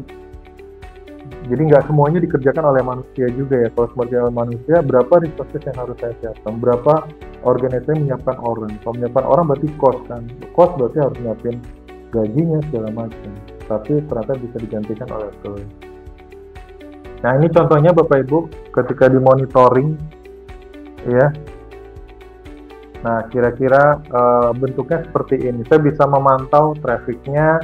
Saya bisa memantau kira-kira orang ngomongin apa tentang sekolah kita, bagus nggak tentang sekolah kitanya, ya lalu seperti apa dan bagaimana, lalu bagaimana respon masyarakat terhadap sekolah kita, lalu lihat pertumbuhan orang yang melihat sosial media kita seperti apa yang mereka lihat dan sukai, lalu kita fluktuasi dari traffic kita setiap harinya seperti apa, banyak nggak yang berkunjung, kenapa tinggi, kenapa rendah, seperti apa. Nah ini kita pantau biasanya Bu untuk dalam hal pendekatan digital marketing sendiri. Ya, nah, beberapa evaluasi Bapak Ibu dari efek dari digital itu saya bisa mantau kira-kira kontribusi sosial media terhadap pertumbuhan traffic orang yang berkunjung ke website kita, melihat sekolah kita, lalu bagaimana masyarakat tumbuh nggak gitu ya, orang yang setelah kita bikin konten harusnya itu mendrive orang untuk melihat kita, itu bisa kita pantau ya kurang lebih seperti ini. Lalu sentimennya negatif nggak terhadap sekolah kita? Oh ternyata banyak orang suka dengan sekolah kita, komentarnya bagus-bagus. Kalau nggak bagus pun nih kenapa nih? Apa masalah services, masalah pelayanan, masalah kenyamanan sekolah dan lain sebagainya. Jadi kita pantau dan juga pengen tahu di kota-kota mana sih orang tahu tentang sekolah kita. Nah, berapa banyak sampai sejauh itu, dan pada akhirnya kontribusi ke dalam jumlah pendaftar Bapak Ibu. Ujung-ujungnya adalah berapa banyak jumlah yang mendaftar akibat dari digital marketingnya itu sendiri. Jadi kita pantau sampai sejauh itu. Nah, kurang lebih impact for business-nya begini. Sorry. Ini efisiensi budget. Tadi daripada saya misalnya udah kita hitung nggak, misalnya saya 10 kali pameran gitu kan, mungkin cukup 5 kali, tapi 5 kali digantikan dengan digital, artinya cost efisiensi itu bisa terjadi ya. Pertumbuhan traffic orang yang melihat sekolah kita pengen tahu itu bertambah dilihat dari jumlah orang yang berkunjung ke website. Lalu dari website ini akan turun nih berapa jumlah data Bapak Ibu, database, potensi database. Ujung-ujungnya berapa orang yang daftar, ya dia berapa orang yang masuk. Jadi ini funnel yang kita terus pelajari akibat dari digital marketing itu sendiri. Nah, kalau bicara tentang budget ya, saya pikir Bapak Ibu juga dalam organisasi atau sekolah Bapak Ibu, budget pasti kurang lebih akan seperti ini gitu ya. Nah, ini sebagai teoritis aja. Berapa sih porsi budget yang disediakan gitu ya, kalau compare dengan kegiatan-kegiatan yang lainnya? Kan dalam hal mempengaruhi orang itu atau bicara tentang publikasi, marketing, nggak hanya digital aja kan, pasti ada kegiatan event, ada kegiatan kehumasan misalnya gitu ya, ada iklan. Nah ini yang kita bahas. Ini best practice ya, best practice dari total budget untuk kebutuhan publikasi berapa sih rata-rata marketingnya gitu ya. Nah ini biasanya kita dari marketing ini biasanya dipecah lagi nih, untuk apa aja tadi kan, untuk di sosial media, di Google, untuk email, untuk yang sifat berbayar gitu ya, dananya apa aja. Nah biasanya ini dipecah. Nah ini sebagai gambaran kira-kira bagaimana pengalokasian budget itu sendiri. Nah kalau dari sisi anggaran biasanya konten berapa persen, aktivasi berapa persen, untuk langganan tools, karena juga adalah toolsnya harus langganan dan berbayar setiap periodenya, itu kita anggarkan juga gitu. Jadi ini sebagai gambaran saja Bapak Ibu kira-kira bermainnya seperti apa. Oke, nah sekarang terakhir Bapak Ibu, kira-kira what can we do now? Ya pasti kembali lagi sih mindset ya Bapak Ibu ya. Kalau nggak komit jangan, tapi kalau mau tidak mau nggak bisa berhenti dan harus gitu. Nah ini kembali ke nggak bisa bottom up tapi top down, dari semua pimpinan sampai ke bawah itu harus komit terhadap digital sendiri. Jadi nggak hanya sekedar tim di bawahnya nih Bapak Ibu ya. Tapi kalau di atasnya juga nggak aware, susah gitu ya. Ketika nanti dalam hal pengajuan budget akan susah. Orang Bapak Ibu mau tidak mau harus ada unit yang memang fokus ke dalam sana. Gak usah besar-besar dulu lah, start small dulu aja, pelan-pelan supaya kita lihat. Dulu saya kurang lebih di 2000 sebelum COVID ya, 2017. Binus pun menggunakan digital ini seiring dengan tren ya. 2017 zaman Facebook gitu ya. Ya, saya dulu saya humas bikin majalah di kerjaan saya gitu ya. Foto, publikasi, seperti biasa lah digital. Tapi saya diminta 2017 switch ke digital, main di sosial media, dalam hal waktu itu Facebook kan, sama benahin website-nya. Pertanyaannya adalah, saya nggak dikasih orang, saya nggak dikasih budget, caranya gimana? Ya udah, saya deal sama pimpinan, Pak, oke, boleh nggak tulisan saya majalah itu di online kan? Saya masukin ke dalam sosial media, supaya Pak resource-nya saya itu bisa saya switch. Saya paksa untuk saya ganti dari tulisan cetak ke tulisan online. Buat perusahaan sama kan sebenarnya, yang penting hasil akhir kan, sama-sama bentuknya adalah hasil tulisan kan, cuman masalahnya satunya di online. Oke, deal, dikasih jalan. Budgetnya gimana? Ya udah pakai budget yang ada, dan tadinya print majalah nggak usah, dikasih untuk iklan di sosial media. Jalan deal. Waktu timnya juga nggak banyak, baru 2-3 orang. Jadi, sekarang saya punya tim sekitar 30-an orang. Nah itu bicara tentang start small ya, bicara tentang itu. Nah, bagaimana saya melakukan itu? Saya nggak punya kemampuan juga kapasitas saat itu. Ya, saya ngajak pasar. Saya pakai agensi yang murah-murah. Sekaligus saya eksekusi, sekaligus saya belajar. Saya tim belajar. Bagaimana bermain di dunia digital, gitu ya. Nah, akhirnya udah bisa lepas dulu dan kita bisa melakukan ya, benahi di dalam in-house-nya, timnya siapa, dikasih kompetensi pelan-pelan untuk bisa dia ikut dalam berpermainan itu. Budget gimana? Saya yakin minta budget berat, tambahan budget ya, switching aja budget yang memang tadinya kita bisa istilahnya substitute ya, dari yang cetak ke online, saya bisa lebih efektif dan bisa lebih bermanfaat buat organisasi. Gitu. Nah, paling itu Bapak Ibu yang bisa saya share. Pak Poltak masih ada waktu? Masih ada 5 menit lagi, Pak. Oh, 5 menit lagi ya. Saya share satu lagi ya Bapak Ibu.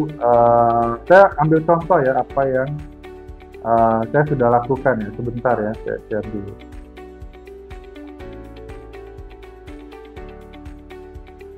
Ya Bapak Ibu sambil menunggu Pak Haris, mungkin kalau ada pertanyaan boleh di chat atau nanti saya akan buka juga untuk sesi langsung ya, tentunya langsung.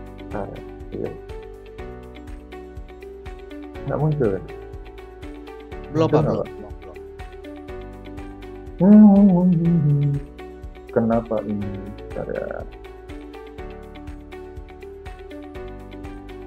Ya silakan Bapak Ibu. Atau mungkin di chat ada pertanyaan Pak Poltak? Ya di chat sudah ada boleh. satu pertanyaan dari Ibu Linawati dari SMA Panahan Cianjur. Beliau bertanya, bagaimana cara memastikan kualitas dan akurasi konten digital yang digunakan di sekolah beserta keamanan terhadap hak cipta. Iya, hak cipta ya Bapak Ibu ya. Bentar ya, saya coba cek.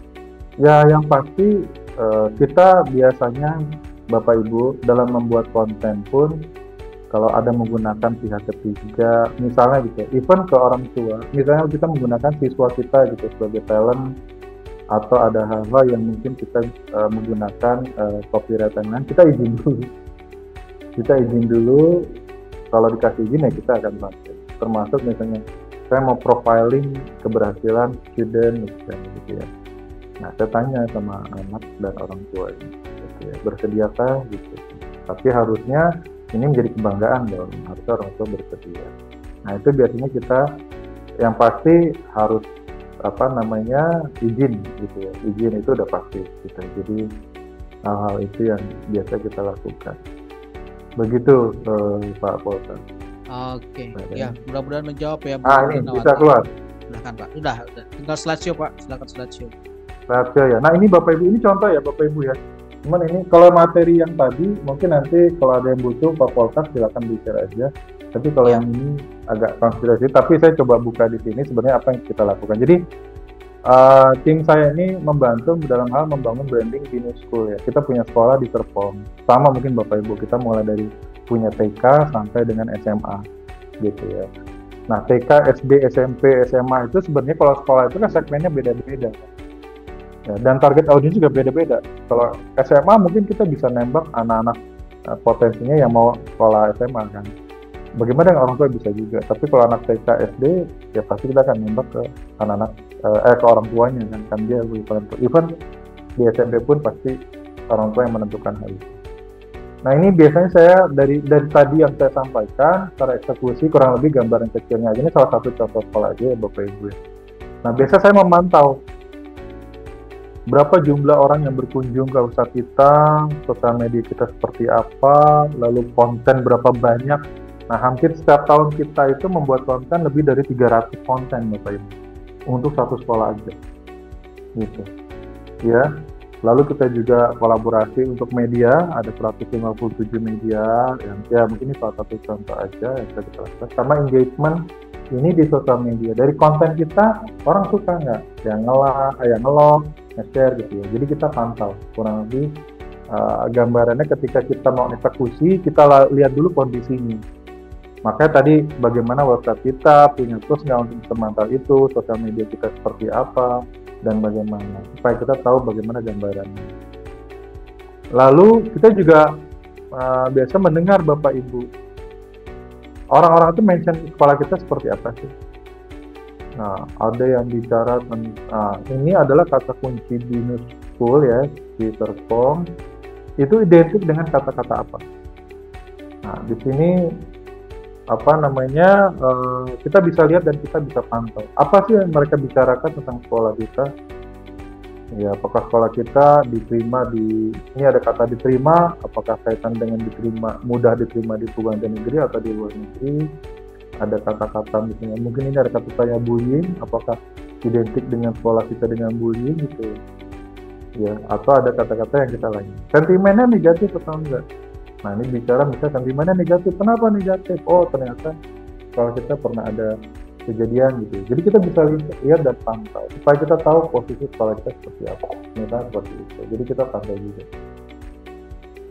Nah, lalu dari situ kita lihat juga di website kita. Sebenarnya orang-orang ini berkunjung ke website kita tuh apa sih yang mereka cari? Nah, nanti kaitannya dengan konten misalnya.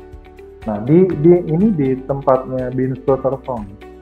Mereka ingin melihat tentang kehidupan sekolah. Ini nomor satu tentang kehidupan sekolah, kegiatan di kelas seperti apa gitu ya. Lalu ya kedua juga sama, ketiga tentang admission. Nah, admission berarti tentang pendaftaran, pembayaran atau harga dan lain sebagainya. Mereka ingin tahu juga tentang SMA kita, program-program yang ada, lalu achievement, fasilitas, ya, cerita-cerita gitu ya. Nah, ini yang kita juga pantau kurang lebih seperti itu. Lalu apalagi yang kita lihat Bapak Ibu biasanya. Nah, kita juga pantau nih sosial media top postnya apa aja nih. Artinya kita bisa pelajarin orang-orang suka dengan konten kita seperti apa. Ya, jadi kita lihat dan kita pelajarin supaya kita tahu nih next kita mau buat konten seperti apa gitu ya. Lalu begitu juga kita buat cerita-cerita juga tentang achievement gitu ya, parents, bagaimana anak-anak ini prestasinya gitu ya. Kita juga pakai media, kita juga pakai bikin konten-konten yang bisa mendorong tentang kekuatan sekolah kita. Lalu kita juga menggunakan influencer, lalu kita juga membuat artikel-artikel gitu ya. untuk kebutuhan di sosial media maupun kebutuhan di Google itu sendiri. Ya, kita juga buat konten-konten apa yang kita masih dorong, berapa banyak yang harus kita buat konten-konten itu gitu ya. Jadi apa yang harus kita lakukan supaya bisa memberikan reputasi terhadap sekolah kita, konten-konten seperti apa. Nah, ini contoh-contohnya kegiatan-kegiatan di sekolah. Ya, lalu juga website ya, karena ujung-ujungnya nanti traffic data yang kita butuhkan berapa banyak, supaya bisa kita konversi ke dalam orang mencari pendaftar. Ya. Nah, kurang lebih seperti itu, Bapak Ibu, untuk mengeksekusi dari apa yang tadi disampaikan. Oke, kalau gitu silakan dari saya. Baik. Cukup, mungkin ada pertanyaan atau mau ada diskusi tanya jawab, silakan. Iya, ini banyak sekali pertanyaannya nih tiba-tiba. Oke, Bapak Ibu, itu kita kasih aplaus dulu untuk Pak Haris nih, luar biasa presentasinya. Ini saya banyak belajar hal ini. Kalau Socrates sih banyak testimoni, ternyata testimoni itu nggak terlalu efektif sekarang ya Pak Haris. Ini baru saya belajar juga nih, Bapak Ibu. Itu saya sangat setuju dengan sampaikan oleh Pak Haris, karena gini Pak, saya ini pengalaman saya baru-baru ini. Anak saya kan mau masuk SMP nih. Ya biasalah orang tua saya tawarin, kakak masuk sekolah negeri aja ya, biasa karena kan saya di Bekasi mau gratis nih katanya sekolah negerinya. Anaknya nggak mau Pak, tapi dia milih satu sekolah, saya nggak sebutin sekolahnya ya. Saya bingung, kok anak saya tahu dari mana ini? Ternyata dia tertarik ke situ karena ngelihat kakak kelasnya nge-upload di TikTok foto dia lagi ekspor melukis. Anak saya kebetulan suka melukis. Akhirnya dia pilih ke situ gitu. Jadi luar biasa ternyata dampak sosial media itu, terus digital marketing ini sangat-sangat dahsyat Bapak Ibu. Makanya sayang sekali kalau kita tidak gunakan ya seperti yang disampaikan oleh Haris tadi, ya kita akan kalah kalau kita tidak pakai sosial media. Nah Bapak Ibu, tapi penting juga tadi komit ya Bapak Ibu, komit. Kalau nggak komit ya lebih baik tidak usah ya. Kalau tidak kita tidak lakukan ya kita akan rugi juga. Jadi complicated seperti yang disampaikan oleh Pak Haris tadi. Baik Bapak Ibu, nanti di sesi terakhir nanti saya akan ada bagikan 3 e-wallet ya untuk peserta yang cukup aktif, ataupun nanti kita ada pilihan nanti ya siapa. Jadi nggak semuanya karena hanya ada 3. Oke. Nah, kita akan masuk sesi tanya jawab dulu Bapak Ibu. Ini saya coba, ini cukup menarik juga, ini dari Ibu Viena, Notre Dame Jakarta. Beliau bertanya ini Pak, apa kesalahan umum yang sering dilakukan sekolah dalam pemasaran digital atau dalam pembuatan konten? Silakan Pak Haris. Iya, wah ini menarik nih. Tadi masalah kita tidak memahami audiensnya kita. Ya, itu satu. Yang kedua, kita tidak tahu apa yang mesti kita komunikasikan karena kita bicaranya adalah kita, bukan mereka. Ya, contoh gini, saya bilang tadi, kita punya SD, SMP, SMA, dan orang tua. Jadi target audiens kita sebenarnya ada 2, siswanya atau orang tuanya. Nah, kita pahami dulu segmentasi itu. Karena nanti kalau ujungnya kita bicaranya ke orang tua, pasti nanti perspektifnya adalah pandangan orang tua terhadap sekolah. Apa yang mereka butuhkan kaitan dengan sekolah. Berbeda dengan anaknya. Kalau anaknya pengennya lihat anaknya kayaknya apa, kalau lihat sekolah tuh kayaknya wah sekolahnya keren, lalu pasti teman-temannya juga kayaknya oke gitu ya. Perspektifnya pertemanan gitu. Tapi kalau orang tua pasti bicara tentang kualitas guru, kita bicara tentang kurikulum gitu kan, lalu bicara tentang fasilitas. Nah, terkadang kita lupa itu gitu ya. Nah, itu yang sebenarnya lumrah dan umum terjadi. Makanya pada akhirnya repotnya adalah kita akhirnya harus membuat konten sesuai dengan segmentasi. Yang kedua, sebenarnya apa sih yang ingin kita tawarkan ke publik tentang sekolah kita? Ya, kalau di dalam branding adalah isinya positioning ya. Apa yang kita ingin tancapkan sekolah kita di benaknya konsumen atau customer. Apa sih kelebihannya kita dengan sekolah lain? Apakah sama aja? Ya kalau sama aja pasti mungkin ya pada akhirnya dia akan memilih apa yang mungkin mereka rasakan aja. Tapi kan kita tidak ingin bahwa sekolah kita ya pada akhirnya ya mereka tidak memilih kita kan. Tapi kita anggap bahwa sekolah kita ini menjadi sesuatu value atau nilai-nilai yang sekolah lain nggak punya. Nah itu kan menjadi nilai tambah. Sama ketika kita beli produk kan. Nah terkadang sekolah bingung, ya udah sekolah ya saya jualan, ya saya punya guru gitu ya, kurikulum saya seperti ini dan lain sebagainya. Ya misalnya sama-sama, misalnya kalau di sekolah internasional ada Cambridge dan IB misalnya gitu. Ya, Cambridge, IB itu udah jelas berbeda, tinggal kebutuhannya sampai sejauh mana. Jadi dan positioningnya seperti apa. Nah ini sharing, di sekolahnya kami kan punya ada di Kemanggisan, ada di Serpong, ada di Bekasi, ada di Bandung, ada di Semarang, ya, dan terakhir di Surabaya. Jadi Bekasi, Serpong, Surabaya, lalu Semarang, gitu ya. Nah, sekolah sama menawarkan dari TK sampai dengan SMA. Kurikulumnya ada yang menggunakan IB dan Cambridge. Pertanyaannya, sama nggak dengan sekolah lain? Kalau dalam penerapan IB dan kurikulum, pasti sama. Pertanyaan yang gimana kita menjadi uniqueness dari sekolah kita, bahwa sekolah kita akhirnya lebih sesuai dengan kebutuhan. Kita nyebutnya bukan nilai tambah atau nilai itu, tapi sesuai dengan kebutuhan dari masyarakat butuh apa, ya sekolah itu kita akan butuhkan. Jadi kalau di Serpong kita pendekatannya personalized learning. Kalau di Surabaya kita pendekatannya lebih ke discovery. Lalu kalau di Bekasi kita pindahkan research school. Nah itu sengaja kita buat supaya masing-masing sekolah punya kekuatan, punya diferensiasi, supaya orang tahu bahwa kekuatan kita seperti ini. Ya banyak sekolah sekarang masih mendiferensiasi, mohon maaf, misalnya dari sisi keagamaan, gitu. Ya misalnya ada sekolah Kristen, sekolah Islam, segala macam. Gitu. Nah pertanyaan sekarang itu adalah masyarakat justru juga ingin melihat sesuatu yang lebih yang bisa diberikan kepada anak. Gitu. Ya hal-hal seperti ini yang kita lihat, ternyata sekolah juga selain fondasi dasar di situ, apa yang membuat anak-anak ini bisa lebih lebih maju ya ke depan, karena dilihat dari fenomena sekarang ini seperti apa gitu ya.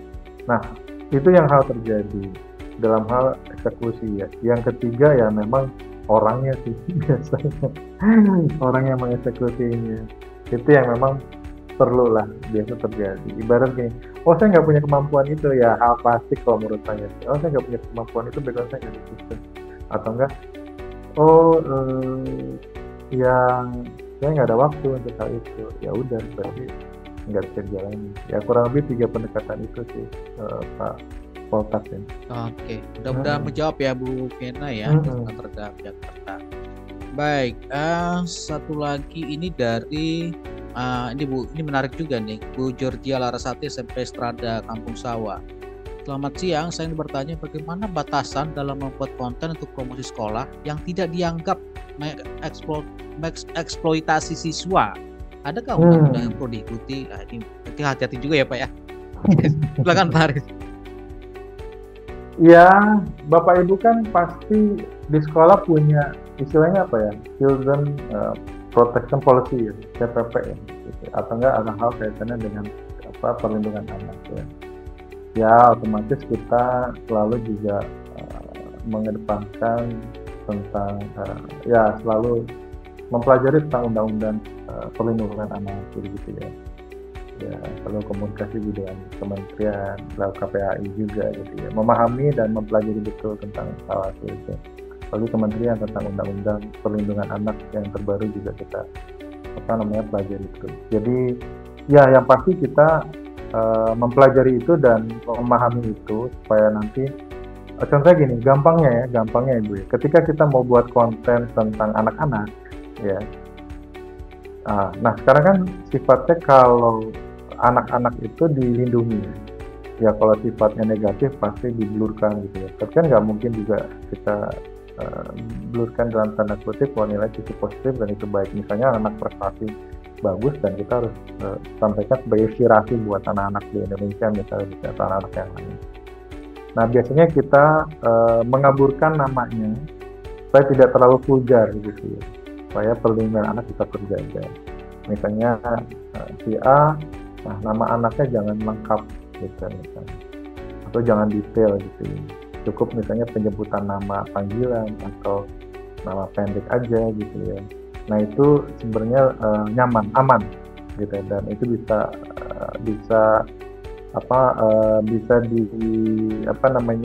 diperbolehkan gitu ya, bisa aman lah ya dari sisi perlindungan anak sendiri. Nah ya biasa kita jaga, dan memang terutama untuk anak-anak, perlindungan terhadap anak itu tetap kita jaga gitu. Jadi memang satu, yang kedua ya tetap ada komunikasi ya antara orang tua dan anak itu sendiri. Ya kalau memang dia tidak bersedia, ya sudah, kita mau berbuat apa lagi gitu ya. Tapi kalau memang bersedia, sehingga nanti tadi ya, ketika nanti tampil di sosial media, paling identitas jangan lengkap lah, atau perlu disamarkan, silakan aja sih gitu ya. Dan itu masih aman buat kita. Di kita pun sama, paling kita nama inisial atau nama pendeknya gitu ya. Dan nanti kadang-kadang jahatnya gitu ya Bapak Ibu ya, kalau namanya lengkap, orang lihat gitu postingan kita, dicari di Google, ini anak siapa gitu. Kadang-kadang seperti bukan kadang-kadang ya ini jahatnya, dan ada niat-niat yang kurang baik gitu yang akhirnya dicari-cari ini namanya siapa. Nah itu bisa aja terjadi. Tapi kalau nama inisial atau nama pendek kan banyak gitu kan namanya, dari tidak terangkat dan tidak terbaca. Nah kurang lebih seperti itu sih. Dan kembali lagi ada komunikasi, jadi nggak sembarangan kita ambil itu. Begitu Pak. Iya. Oke, baik. Ya betul ini Bu Georgiana, mudah-mudahan menjawab ya. Memang kita harus ada komunikasi dengan orang tua dan juga anaknya. Ini memang harus hati-hati nih. Karena bagaimana sekolah lagi disorot terus-menerus kan, sekali ada kesalahan dikit ya sekolahnya jadi main di medsos itu. Ya Pak Haris sudah ngerasain bagaimana. Betul. Oke. Nah, ada nih pertanyaan dari Ibu Anggi Somokil dari Kalam Kudus Malang. Terima kasih Bu sudah hadir. Ini kayaknya panjang nih, kayaknya sekalian curhat nih Bu Anggi. Bu Anggi mungkin resen aja open mic, mungkin langsung silakan bertanya langsung dengan Pak Haris, Bu Anggi. Mas. Oke, terima kasih. Okay. Apakah kedengaran suara teman-teman saya? Tolong spotlight ya. Amat, terdengar Bu Anggi, silakan. Ya, saya mohon maaf untuk off cam karena Mas tidak ada kamera. Ya, Bapak Poltak dan Bapak Aris, betul saya curhat ini. Saya mohon maaf, mumpung ada kesempatan, kapan lagi bisa curhat dengan Binus ya. Terima kasih untuk kesempatannya. Nah, curhatan saya itu adalah saya di bagian digital marketing. Memang baru tahu mengenai digital marketing itu 2 tahunan. Dan posisi saya saat ini itu adalah sebagai desain grafis. Jadi harus memegang platform digital yang untuk mempromosikan sekolah. Nah, platform yang kami gunakan saat ini itu sebenarnya ada 3, YouTube, Instagram, kemudian dengan TikTok. Cuma yang kami fokuskan saat ini adalah Instagram dan TikTok. Karena kalau misalkan dari segi kontennya dengan tugas-tugas kami sebagai desain grafis kayak gitu, ini yang sangat memungkinkan di waktu kami gitu Pak. Nah, saat ini itu kita menggunakannya organik Pak, tidak ada untuk Facebook ad itu kita kadang-kadang, jadi banyak kan kita pakai organik. Nah, dengan kondisi kami yang manpower tidak ada, kemudian budget juga memang ada batasan ya Pak, apakah dengan platform 2 platform itu apakah sudah oke, ataukah memang ada strategi marketing yang lainnya? Karena kalau misalkan kami pantau untuk Kalam Kudus Malang sendiri itu market kami itu masih suka M2M Pak, gitu, masih mouth to mouth, jadi masih generasi keluarga. Jadi kalau misalkan saya punya anak 3, tiga-tiganya saya masukkan, saya punya saudara saya ajak untuk masuk kayak gitu. Apakah dengan penggunaan organik itu apakah sudah oke? Terus yang kedua, 2 platform yang saat ini kita memang fokuskan itu apakah sudah oke? Mengingat terbatasnya manpower dengan budget Pak Haris. Begitu Pak. Terima kasih. Baik, terima kasih Ibu ya. Saya pikir ibu udah melakukan dengan benar ya, untuk bisa melawan berjalan dengan talk small gitu ya. Yang penting konsisten saja dan terus Bu, karena begini, kalau bicara tentang organik, memang jadi tujuan dari digital ini sebenarnya bisa menghasilkan dua hasil. Ya, kalau organik memang sebatas hanya paling pertumbuhannya tidak terlalu besar dan tidak terlalu tinggi. Tapi kalau masif, memang harus berbayar. Ya, contoh misalnya gini, saya ingin bahwa mereka tahu tentang sekolah saya ini lebih banyak lagi. Nah, kalau organik itu paling yang melihat hanya seputar followersnya kita. Tapi kalau mau skupnya lebih besar lagi, nah itu berbayar, gitu ya. Ya mungkin Bapak Ibu udah melakukan hal itu, gitu ya. Nah, satu. Yang kedua, kalau biasanya tujuan saya ketika ingin mendapatkan data, itu udah pasti nggak bisa organik. Yang pasti fasilitasnya adalah harus yang berbayar. Jadi kalau saya mau cari data potensial student, biasanya saya menggunakan yang berbayar karena itu satu bisa instan dan lebih cepat dan database bisa langsung dapat. Tapi kalau organik nggak bisa. Nah, maka tadi tinggal tujuannya aja Bu, gitu ya. Tapi kalau serta-merta hanya untuk memaintain saja, nah itu tadi diteruskan aja organiknya, ya. Cuma memang jadi kesannya lambat. Kok followersnya sedikit ya? Kok kok yang nge-love dikit ya segala macam. Nah itu organik. Ya, jadi memang sebenarnya permainan dari Google, Instagram, TikTok itu ya terutama Instagram ya memang mencari duitnya. Kalau ya ibaratnya bicaranya kalau Anda mau dipublikasi lebih besar lagi, keluarkan budget iklannya dong gitu ya. Nah itu sebenarnya permainannya mereka ya. Tapi kalau memang hanya organik, ya paling hanya di pusat itu aja. Jadi kebijakannya kan seperti itu. Nah biasanya kalau organik caranya ya kita harus effort mengajak orang untuk memfollow. Misalnya ibu ada kegiatan open house, ada kegiatan apa, lalu sifatnya mengajak Bapak Ibu follow yang macam itu organik. Tapi memang kembali lagi itu butuh waktu, butuh waktu. Tapi kalau mau cepat ya berbayar, gitu. Karena nanti Instagram akan mendorong itu, gitu ya, itu satu. Nah berbeda sama sebenarnya TikTok. Kalau TikTok lebih mudah untuk viralnya. Karena apa? TikTok akan mendorong konten kita. Tapi kita harus mengikuti apa yang menjadi trennya mereka. Ya, makanya kalau Bapak Ibu lihat konten-konten TikTok, siapa gitu bikin viral, yang lagi viral apa bikin, yang lagi ini apa bikin gitu ya. Musiknya, gadgetnya seperti apa bikin. Itu secara sistem di TikTok akan didorong. Makanya biasanya TikTok lebih cepat viralnya daripada Instagram. Gitu. Nah, sekarang ini banyak hal orang berpindah ke TikTok karena dianggap lebih gampang viralnya gitu, lebih gampang orang banyak yang melihatnya, gitu. Dan dilakukan bisa secara organik. Gitu. Hanya saja kalau TikTok, kalau kita lemah tidak bikin konten atau kontennya jarang-jarang, otomatis dia akan di drop gitu secara sistem. Apalagi kita nggak ngikutin tren-trennya, pasti dia akan drop gitu ya. Karena TikTok itu algoritmanya adalah content driven, jadi di drive oleh konten-konten yang kita buat, baru dia bantu untuk mendorong supaya orang lebih banyak lihat, gitu ya Bapak Ibu. Nah bicara tentang segmen tadi atau behavior dari sebuah kota, betul Bu, kayak saya misalnya di Semarang gitu ya. Walaupun sebenarnya Semarang juga kita sebut ya kita anggap bahwa tingkat orang atau behavior orang digital baik atau tinggi, tapi kembali lagi kebanyakan orang masih menggunakan media-media konvensional untuk bisa mempengaruhi orang lain, termasuk tadi kalau di dalam pasti word of mouth.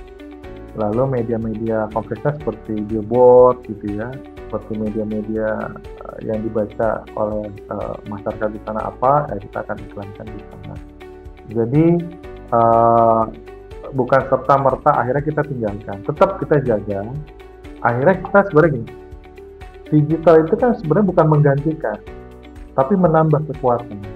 Dengan di era sekarang, apa nih yang kita bisa lebih terlihat sekolah kita gitu, bisa komunikasi sekolah kita apa nih gitu. Nah, artinya apa? Sebenarnya word of mouth itu bisa terjadi mungkin saja akibat dari konten-konten yang kita buat, Ibu. Oh, biasanya kan gitu. Oh, saya lihat tuh di sosial media lagi rame tuh gitu. Oh, saya lihat kemarin si ini juara ya, gimana di sosial media.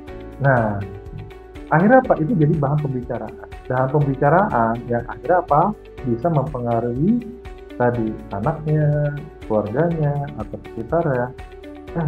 Kalau saya bagus tuh, kemarin saya lihat kontennya di sosial medianya. Nah, itu kan jadi warning. Artinya apa? Tetap jangan ditinggalkan. Walaupun akhirnya apa? Jadi kita source dari orang yang mendaftar itu, yang tadinya hanya dari word of mouth, dari kegiatan kita open house atau kegiatan kita visit, gitu, kegiatan event-event, sama digital. Jadi 3 source yang kita dapatkan. Kalau kita tidak bermain digital, otomatis kita dalam tanda kutip kita kehilangan momentum, kehilangan opportunity lah kalau saya sebutnya. Karena sekarang ini ada dunia digital. Nah, diharapkan bahwa digital ini bukan menggantikan, tapi menambah sumber dari orang ini. Yang kedua, kita jadikan digital ini memperkuat yang tadi word of mouth tadi dan juga media-media konvensional. Jadi saling melengkapi. Nah, itu yang kita lihat. Pertama kalau nembak ke anak muda, coba tanya ibu ke anak muda, nonton TV enggak?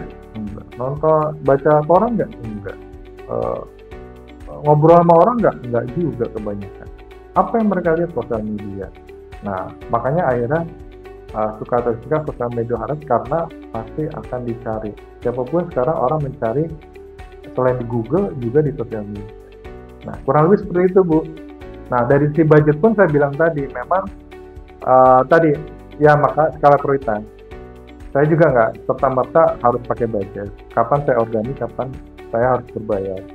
Kalau saya ingin mencari data, biasanya untuk instan dan lebih cepat, saya biasanya harus mengeluarkan budget. Tapi kalau nggak ada kebutuhan itu, ya kenapa saya harus ngeluarin budget? Ya saya organik juga. Nah, apa yang Ibu lakukan sebenarnya sih sudah tepat, tinggal nanti konsistensi aja. Jadi jangan sampai gini, ternyata orang masih tinggi nih word of mouth kalau di daerah, betul. Tapi jangan lupa digital itu menjadi sesuatu yang harus ada, dan ke depan ini ada opportunity buat kita untuk bisa kita kembangkan sebagai salah satu channel yang bisa mempengaruhi orang untuk bisa mendaftar. Begitu Ibu, kurang lebih, mudah-mudahan menjawab. Iya. Siap, Mudah-mudahan menjawab. Pak Haris. Iya. Sip. Ya, jawaban yang luar biasa dari Pak Haris. Terima kasih Pak Haris jawabannya. Dan terima kasih juga Bu Anggi. Ya, semoga menjawab ya Bu ya. Oke. Nah, Bapak Ibu, ini waktu kita sudah tinggal 5 menit lagi. Ini masih banyak pertanyaan. Mungkin saya tidak bisa bacakan semua karena tadi saya lihat juga ada beberapa pertanyaan yang mirip dan sudah terjawab oleh Pak Haris. Saya akan pilihkan. Mungkin ada satu pertanyaan ini dari Ibu Devi Kristiani. Ini dari SMA Strada Santo Thomas Aquino. Mengingat keterbatasan sumber daya dan keahlian internal di banyak sekolah, model implementasi digital marketing seperti apa yang paling realistis dan efektif? Apakah kolaborasi antar sekolah atau dengan pihak eksternal perlu dipertimbangkan? Mungkin itu Pak. Kata Pak. Ya, yang tadi saya sampaikan Bapak Ibu tipsnya ya, ketika nanti ada sekolah yang mau mengimplementasi atau baru, waktu saya bilang tadi sampaikan bahwa saya juga backgroundnya bukan orang digital gitu ya, tapi saya dipaksa oleh organisasi atau yayasan ini untuk bisa memainkan digital. Yang pertama saya lakukan adalah tadi diskusikan sebenarnya tujuan dari digital itu apa gitu ya, supaya kita tahu bahwa kita bentuk unit ini memang ada kebutuhan tadi. Yayasan atau organisasi kan harus diyakinkan bahwa return on investment-nya apa ketika saya implementasi itu, gitu ya. Itu harus jelas dulu tujuannya supaya kita sama-sama nih, ya, pemahaman sama antara kita dan yayasan atau pimpinan. Nah, yang kedua memang mindset-nya mesti kita rubah, bahwa digital itu penting. Jangan sampai nanti kita mau jalan, tapi di level yayasan tidak memahami itu, dan akhirnya kita tadi, ya ujungnya masalah budget lah, nanti tidak akan sulit dan susah.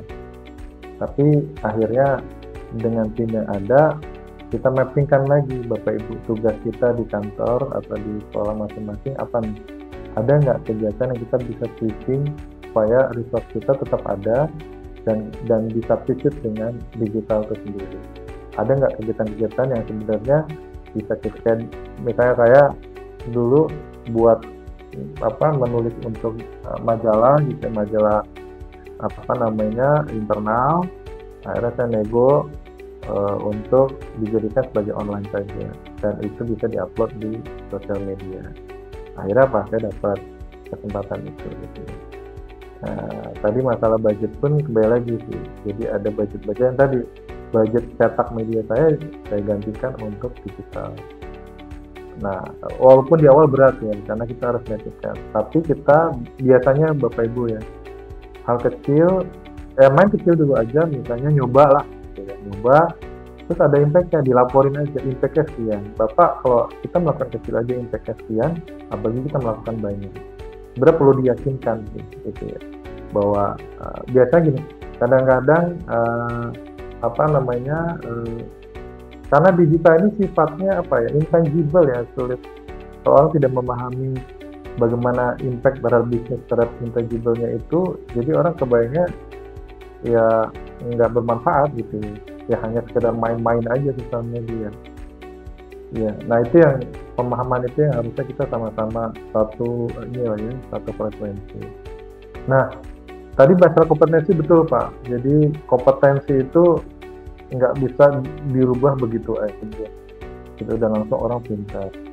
Nah, biasanya saya minta izin untuk menggunakan partner Pak. Pertama, partner misalnya contoh agensi lah ya, digital marketing agency, dan ya saya nggak pilih yang mahal tapi yang murah, tapi saya bisa belajar di situ. Karena apa? Di situ akan banyak belajar Pak, gitu.